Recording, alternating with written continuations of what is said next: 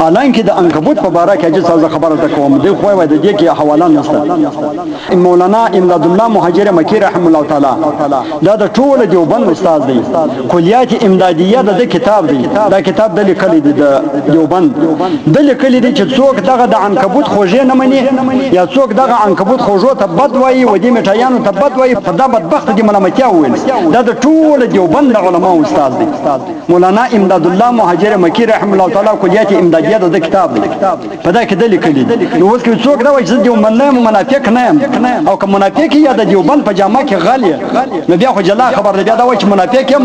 د دیوبند په جامه کې غل راوتلم د مذهب په جامه کې غل راوتلم کچیر مذهبي مقلد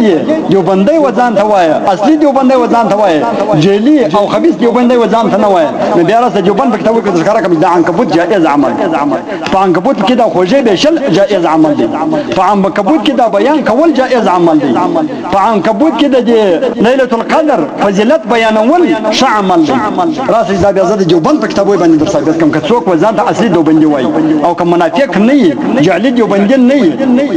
د مذهب په جامه کې او د دیوبند په جامه کې غل